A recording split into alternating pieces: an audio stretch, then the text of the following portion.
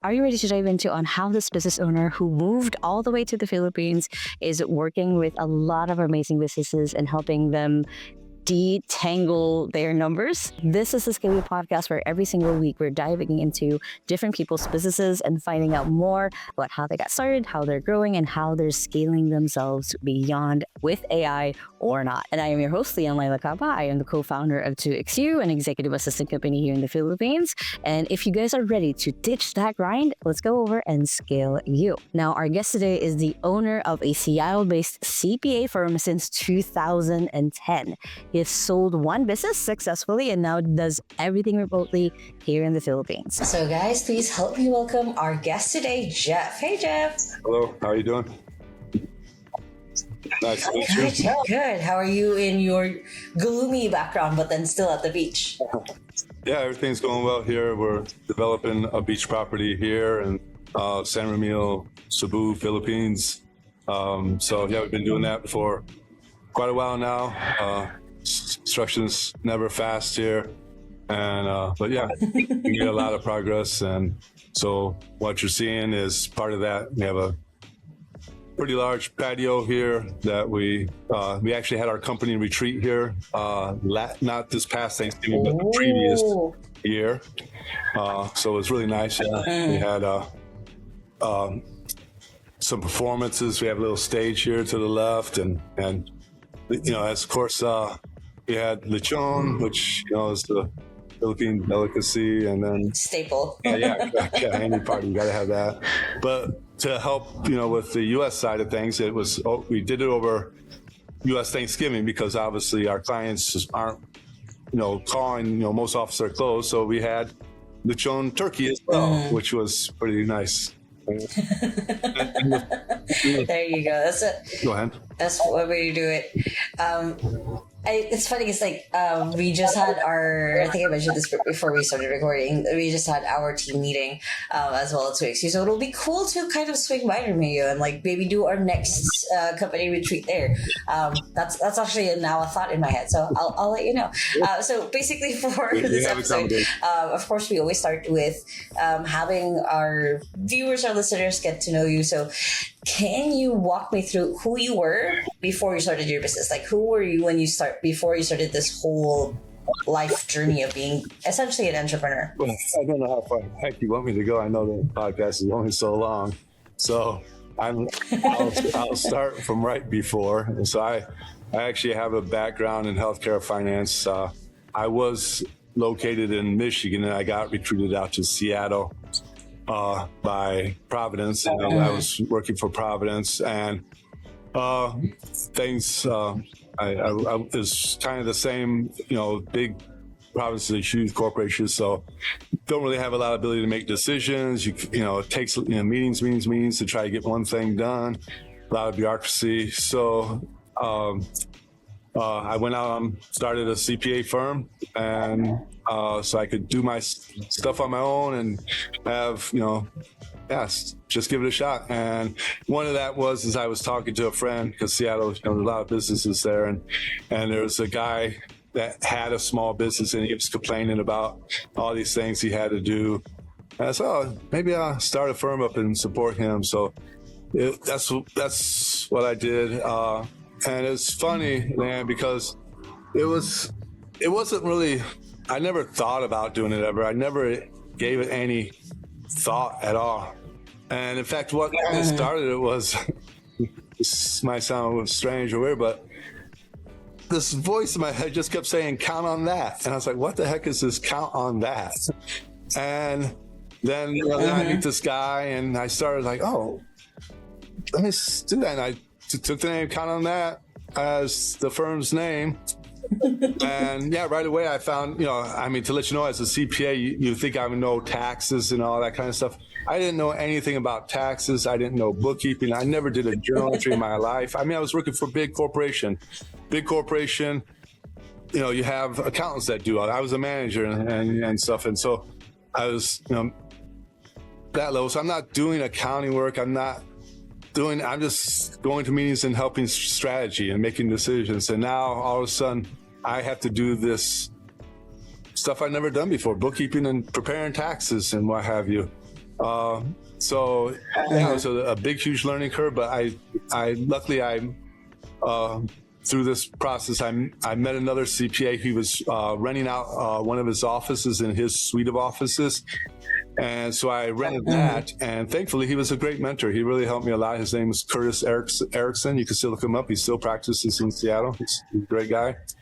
And so, yeah, anyways, he was helped me catapult my business. And yeah, at the beginning, it was just, well, it was, but me, get back to your question. Yes, I was still a professional, but I was an employee. My goal at that time was to be a CFO of a healthcare system, Providence or such. That was my goal. And kind of with that, I wanted to get really good at it and then start doing consulting to healthcare systems in overseas countries, third world countries and stuff. That was kind of my long-term goal. And then I just got sidetracked into the CPA firm thing, and the business became a business owner without even giving it one thought. It just came to me. Yeah. It's funny because I've been doing the podcast for about 2 years now, and I always hear that it's like it never starts with I want to start a business. It starts with someone has this problem, and I was like, what if we solve that for you? And so that's a very kind of, if it helps, that's a very common kind of path.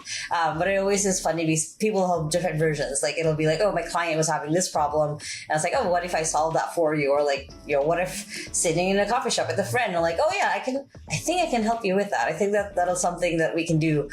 So it always starts with the being the solution to a problem. Well, Leanne, I often hear, you see on Facebook, you always see this bashing of billionaires and what have you, business owners and stuff that are successful. And in fact, everyone, I meet lots and lots of clients. I've helped over 800 clients, are all business owners. And I won't say every single one of them, but a very high percentage, way more than the general public, are just very good people that are helping people. And you're right, they probably started their business because they're just helpful and they want to help someone. And so they went about doing it, and they realized they could charge money for it. So they started doing that, and they found that it was a really great win-win situation. And yeah, I think that's really true. I think they get a bad rep sometimes in social media and in general, sometimes that, people think they're greedy or they're self-serving. And in fact, it's just the opposite. The business owners I know are the most giving people, and they're not doing it for money. They wouldn't do this for money. They're doing it because they love it. I can tell you right now, Leanne, I don't even have to work. I don't have to. I could stop right now. I'd be fine the rest of my life. So I'm doing it because I enjoy it. Yeah.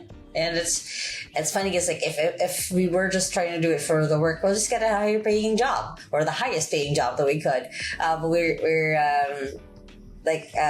for me, my path to that was literally sitting next to someone right after I did a talk in Singapore of all places, and they're like, I like your process on when it comes to hiring assistants.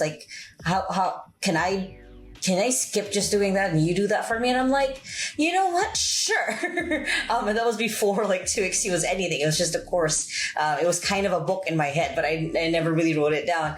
And of course now 6 years later, we're here and we're still doing the same thing. So it's that same, either just came about as a conversation or you saw a problem. Yeah. You're just trying to see if you can help someone. I would tell you, man, I was telling you, man, I just developing property on the beach. I could, as beautiful as I could not sit on this beach all day. There's no way. I feel like I need to be doing something, be useful, have some purpose in life. I can't just sit on a beach there's no way. So that sounds great to what you did too. You were trying to help someone and inspired all what you're doing. Yep, that's most where we start with your kind of work with your business. I can imagine that because it's very, not even that technical, but it's very, you have to, of course, be precise. You have to be known to be precise. You have to be known to be someone who your clients can basically ask. What was your kind of your switch from that start of like, hey, now we're starting this kind of business and getting that really good mentorship. Like mentors are, I would say if I could give anyone advice when it comes to starting a business, is like find someone who's done it before. Find your mentor. What was kind of your switch from starting, and of course that critical stage of having to survive, and then starting to actually now grow? Like, what was that path and journey like for you? Yeah. Well, there was no, like I said, there was no like, okay, I have a plan and, this is the startup phase. And now when I look back at it, yes, there definitely were. In fact, I often talk about, count on that. I say CO2 1.0, CO2 2.0, like, versions of the software, versions of the firm. And so, CO2 1.0 was just running this office and learning how to be a CPA for small business owners. Getting the tools and stuff that are necessary. Yeah, that was kind of that 1.0. Kind of that 2.0 is hiring my first employee. And I think that's a big step. And in fact, as I advise clients, there are these humps, if you will, and you can see people get to a certain hump and they just can't cross it. So, the first one is hiring an employee, and some people, they can't do that. They just they're not good bosses, or they're not good at allocating something to an employee, or they don't know how to train very well or hire well. And so, they may even attempt it, but they just have bad luck or whatever it is, and they just can't find a good employee, and they stop trying after a while. We have a client right now that's suffering from that. They had a string of bad employees, and they just decide, I'm done with this. I'm just going to be, it's kind of like a handyman service. So I'm just going to do my own handyman. So I'm happy. I don't need to scale. I'll just do it myself. I'm happy. And I make enough to make a good living. So why do I need to do this? So they just gave up on it. And so for myself, as I come to each of these humps, I learned. I just challenged myself and said, I got to do this if I want to go to the next level. And so I got to learn it. It's actually one of these things is, this is my first podcast. So, I've been interviewed other ways in other jobs and stuff. But this is my first podcast. And so, yeah, this is a little bit of a challenge for me. I've never done a podcast before. So, but that's the exciting part. I really enjoy learning new things. And I think if you're someone that wants to have the same thing every day, and you wake up and you know what's going to happen, and you just want, 10 things to do, and they're right in front of you, you wouldn't make a good business owner. It would be it would definitely be very difficult to scale. I think you have to constantly be willing to change and evolve and learn and challenge and fail. I can't tell you. I tell my team, we're a team of about 20 people, and I can see they're always scared to make a mistake, right? I was like, man, I make mistakes every single day. I make mistakes all the time. It's just, you got to be willing to do that, or you'll never grow. So as you come to these humps, sure. You have to, and I don't think they're always so well defined. I think planning somewhat is overrated. I think as you have a goal, as you're starting to go, you start finding issues of getting to that goal, and you'll say, oh, this is a big hump I have to get over. Now I have to upgrade to not just, for example, you may just have clients just call you on the phone or whatever. Now I'm much bigger. I have to get a phone system. Now, now I have to start doing higher end marketing. I start doing podcasts, whatever, so there's always levels that you have to get through to get to the next level if you want to continue to grow. And it's just figuring out what that is that gets you to the next level, and then challenge yourself to do it. And if you like challenges, then it's easy. If you don't, then it's going to be pretty hard, and you're going to be miserable. And I think that's the big thing. You got to be passionate about it, and you got to want it. And that's where I think business owners that are doing it for money and stuff. I think it's more they're just passionate, and they love to learn. They love to challenge yourself. They like to grow, and they like to help other people, like we were saying earlier. So that's what keeps you going. Because if it was just for the sake of, I want to be the biggest in the world, or the most powerful, or the richest, or whatever, that wouldn't be enough to inspire you to do these things. True. It's a different journey, basically, than what everyone was expecting. And we were just talking about, like, before we started recording, where it's everyone kind of goes through it, but everyone goes through it differently. So it always feels a little lonely. It always feels like, this is the next thing that we're working on. This is the next thing that we're tackling today. Or like yesterday, when I had the meeting with my team, we were talking about, we have problems, but at least it's a different set of problems. The last quarter, that's always kind of like the ongoing things. Like, we're always discovering things, and we're kind of just growing the business as we go. There's not really that's not always an intention of like, now I want to scale. It was one of those things that, like, okay, now the next thing. So what was kind of your, and I love that you said, like, different versions basically of kind of that. Like, what was your kind of favorite part of that? Like, what's your thing that you said, it's good to be passionate, it's good to, of course, it's good to be kind of doing it for the money, but you do have to have something beyond that. Like, what's your favorite part of growing and having your business the last couple of years? I mean, I would say, seeing the success of others. I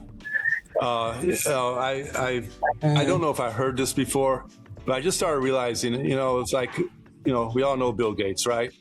And again, maybe a billionaire that's bashed and what have you. But you got to say, how many millionaires did Bill Gates create?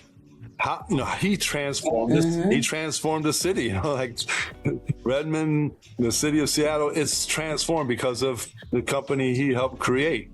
And the amount, there's probably countless amount of millionaires he created, or helped create it. And so, and beyond that, so I look at counting that and I'm like, wow, the amount of blessings that came from counting that is just so humbling. It's just very, very humbling. It's, I mean, I almost want to, like, think about it, makes me want to tear jerk right now. It's like, it really brings you down, like this is way beyond me or my capability. I couldn't do this on my own. I couldn't achieve this on my own. And then you start thinking about the blessings that came from, this firm and this, our what we're doing and the services we provide and the culture we're creating and the brand we're doing.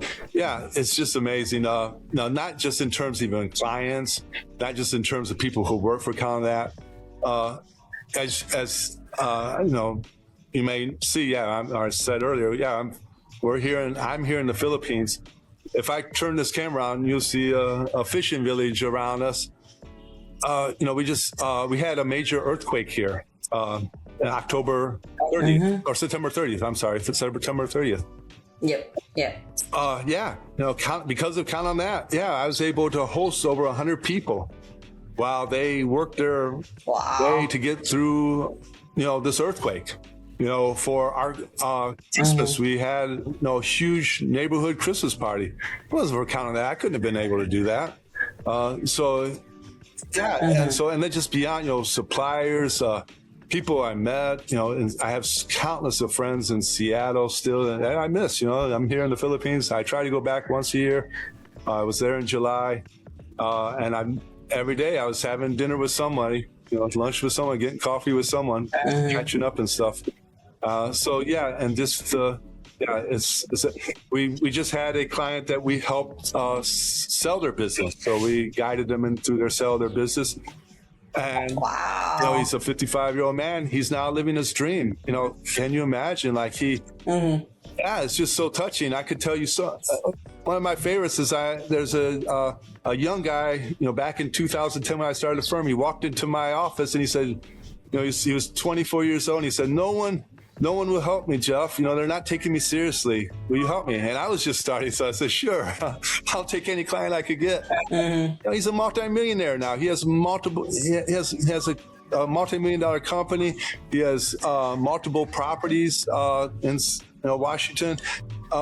He's living his dream. He has a nice boat over on Lake Washington and travels extensively. Yes, and he did it in like 15 years. He's done all this. It's amazing to see what you just give them. Give this little extra help to someone and get them over their humps. For us, we provide a service so the client can focus on their service or their product and their customer experience. And now they don't have to worry about all these things that they had to worry about before. And so, the blessings from that are just incredible. It's just exponentially. I wouldn't even know what the calculation would be. I can imagine that you have a lot of these stories, basically, of just like one after the other of All being day long. able to.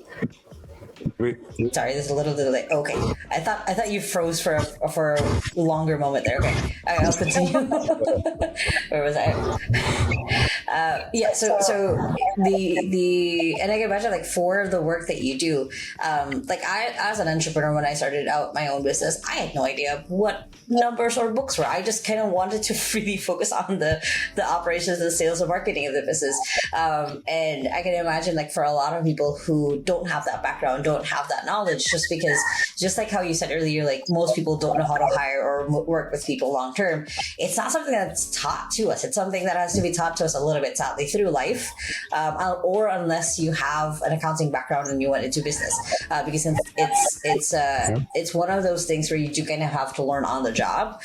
So I'm grateful that there's companies like yours where for a lot of entrepreneurs, like you said, no idea what to do, no idea where to start, you're able to guide them through. So in the last couple of years that you had in your business, what's something that wasn't much your favorite, or was the It's you. And I like hearing, You're saying that it brings back a memory, and kind of like a change to our philosophy in our business. So when I first started counting that, I got an office. It was already furnished, so it had the big wooden desk, the bookcase with all the tax books behind you and everything. So you looked very smart and very, strong, prestigious, powerful, what have you. And the client would come in and they're like,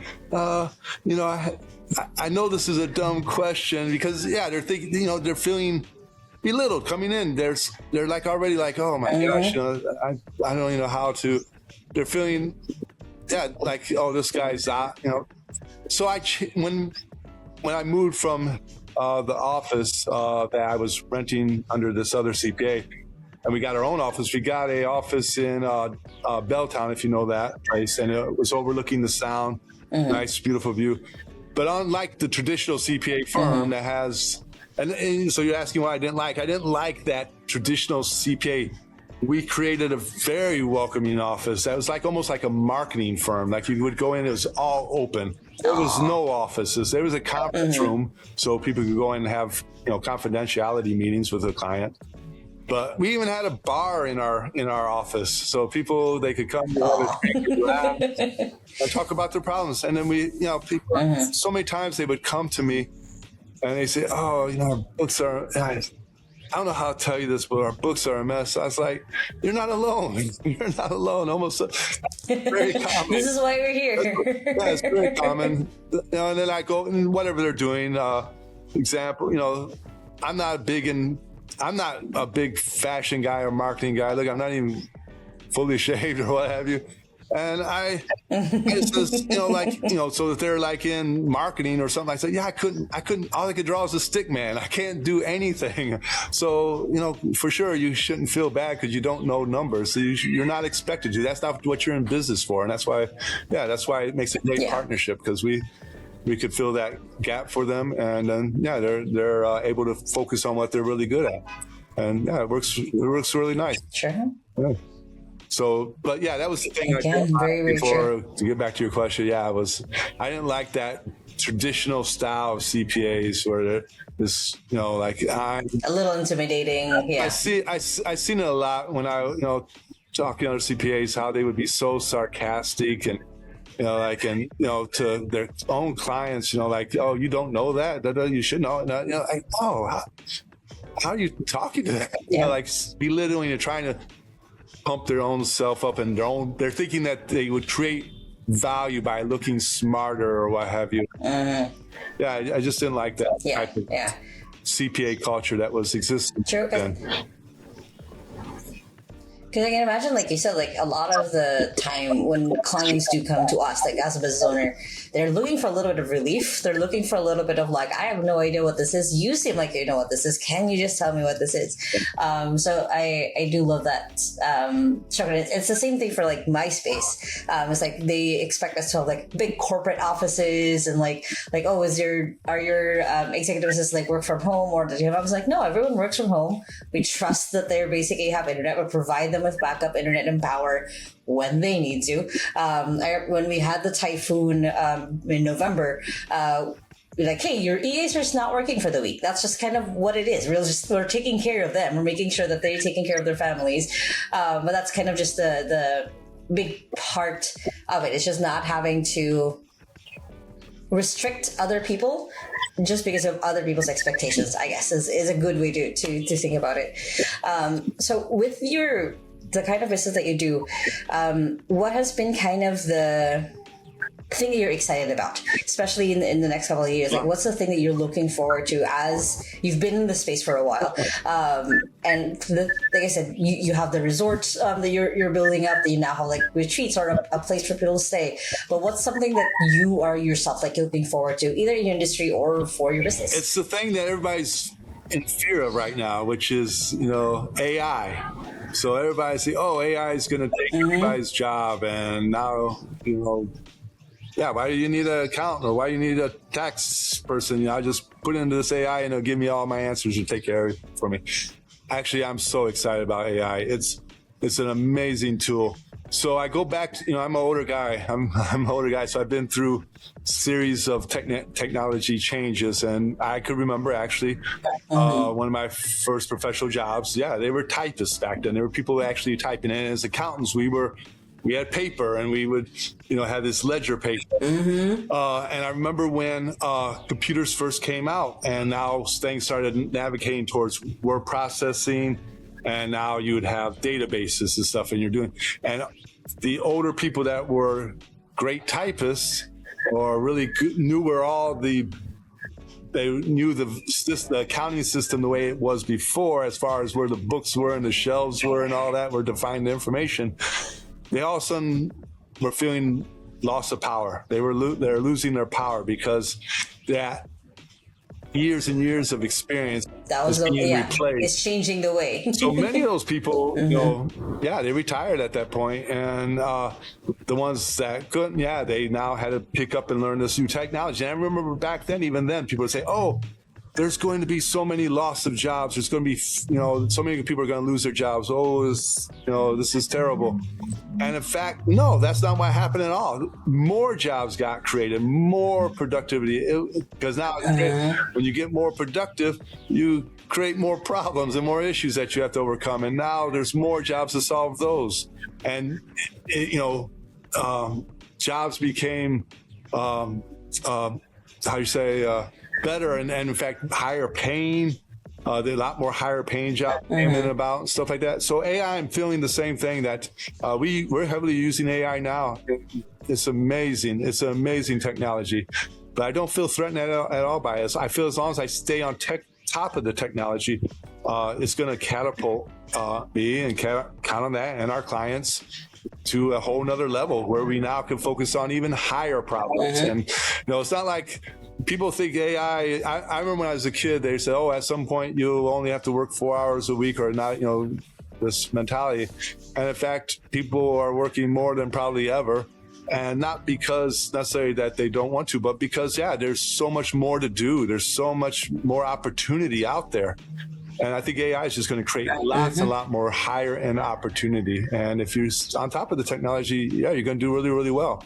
If you're old and you're tired and you don't want to change or learn this new technology, it might be a good time to retire then. But I tell my accountants that, for the ones that not seeking professional development, I said, do you feel that breath down your neck? That's AI breathing on your neck. You better start developing and start learning this tool, because otherwise you're going to be left behind. And that's who it's threatening, is the people that won't adopt it. So AI, I'm very excited about it. And I could see it's going to really make a big change in our industry and in the world in general.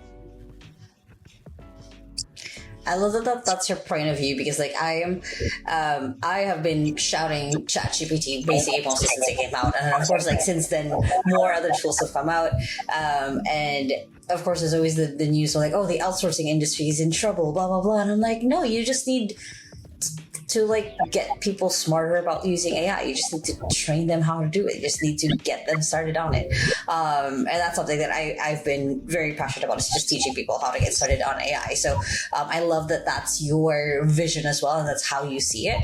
And one of my favorite questions I ask on this podcast always is, with AI and with science at the same time, let's say we can duplicate a Jeff, like we can clone you perfectly, maybe create a third one, a fourth one, all the way to like maybe an army of Jeffs, like 300 Jeffs. What would that world be like? Like, what would be the impact that you would want to create with that many type of views out there in the world? Well, let me real quick say on the technology thing and AI, and I see the developments. Like at some point, humans are going to have to be able to fly a spaceship, and there's probably so many controls and stuff. A person's not going to be able to do it themselves. We have to have a lot of technology. So yeah, I think that's where all this is going beyond anything that we could even imagine. But going back to your question now, this is a thing that I find. You're younger than me, you're a younger generation than me, and I see a lot of younger generation. They always say, I want to change the world, and I think that's such a silly thing. Like the world, I'll give you an example. We had the earthquake here, right? I was telling you, and so there's a huge amount of flow of people coming up here to help the people here, which was nice. It's nice. They come here to change, to help the people here. But the fact is, there's infrastructure issues. They were bringing water, bringing water and rice and stuff like that. But that's not what was needed, and that's not what was, that didn't change anything. The people here we live by the sea. You could get fish anytime. You don't need food from somewhere else to survive. There's fruit growing all over the place, so you could climb up a tree and get a coconut. But the people that came here, they're handing out the water, and selfie, so they could, now put it on social media and say, look how I'm changing the world. And so this changing the world thing is really became a self-serving thing. And in general, just a silly thought to think that, you could change the world is so huge, and there's so many variables. I don't think there's anything I could change in the world. All I could do is just, was the Michael Jackson song, Man in the Mirror, right? I could just take care of my own stuff and try to be the best person I can be. And if someone learns from that or can get something from that, great. But to sit there, so if there's 300 of me, I guess I'd be around a little bit more, and maybe someone will get something from me being around more places. I don't, but that wouldn't change the world. I don't think anybody could change the world. The world is and shit. Yes, I shouldn't. Everybody, talks about. There's all these different cultures and stuff, and I know corporations would love to have everybody to be the same because, they could sell their product and brand it one way and what have you. But the fact is, it's really nice to go to different parts of the world and you have different issues, different problems. I'm still amazed. I get, living here in the Philippines, I hear foreigners, Filipinos, they're so stupid. They get on, they put this many people on a motorcycle, or they do this. And I says, wow, that's ingenious. How do they think to do that? I would never thought to do that. Right? Yeah, it's like, you're trying to change something that's already good. Why would you change? It's different. And so people sometimes when they try to change, they get this mentality to change the world. They're trying to change to what they're used to and what they like. And they shouldn't. They should just let the world be. And I used to do work in Africa, and I remember asking a person there. I says, why is there so much trash here? And they told me, they said, because, Americans keep sending all your junk here. It's like, oh, okay. Now I get it. And yeah, you see a pile of old computers, people in America, I'll send my old laptop or computer to Africa, so now people in Africa will have a computer. Well, people in Africa still need updated things that work on the internet or whatever. So it's not going to work in Africa either. And now it's just in a landfill in Africa, or they don't get a landfill because they don't have landfill. So now it's on the corner of the street. And so, here a good thought, someone wanted to change the world, is actually leading to more problems. And in fact, when I was in Africa, I could see that the interference from outside was the worst thing that could happen in Africa. Like it did not consider all the good things and the culture and the family and all the other things that was in Africa. Excuse me, there's a dog out here fighting. In the Philippines, so I don't hear it. It's all good. Yeah, that's beautifully said. Yeah. So that's so I don't have any intention of trying to change the world. I would, if I could go through life and my self has never been known to be here, it'd probably be a better thing. So I don't want to be 300 and try to change the world. So maybe I don't know if that's the answer you're looking for, but I don't have any inspiration to do that. Now, to help people or to do something for good, I want to do good. I want to be a good person, but I'm not trying to change that.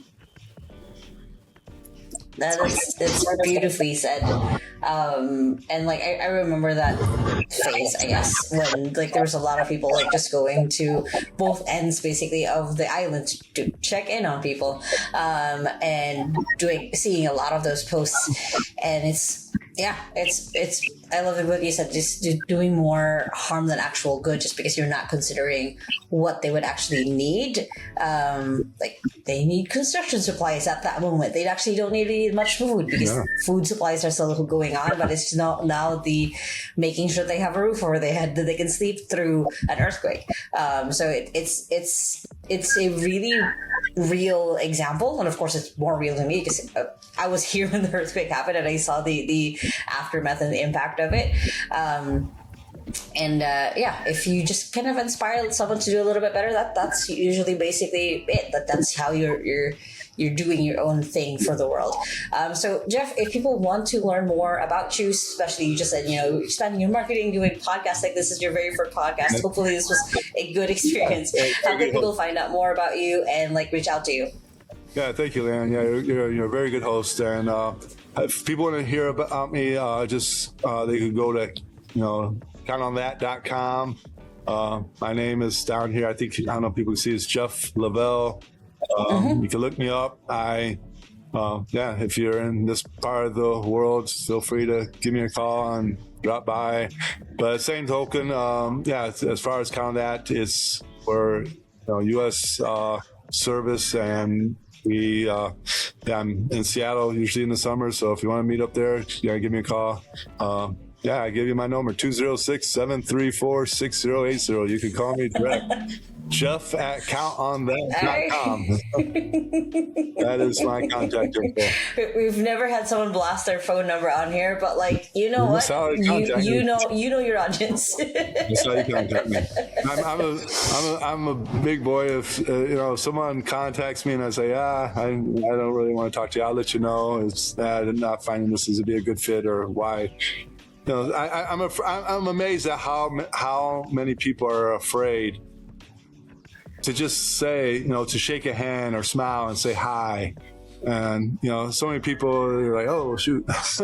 And, no. Yeah. So if someone, I feel not, such a high percentage of people are good people, and they're not trying to cause anybody harm. They just want to, you're just friendly. So why not put yourself out there and be friendly back? Well, thank you so much again, Jeff. And I'll let you know when I stop by to meet you.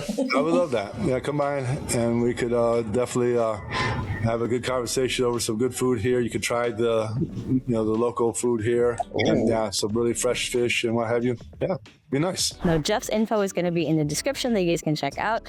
And of course, if you guys liked this podcast, make sure to hit that like button right there. Subscribe so you don't miss any of the future episodes of the Scaling Podcast every Tuesday. And I hope you guys have a wonderful and fantastic day. And with that, small steps matters. And I'll see you in the next episode. Bye.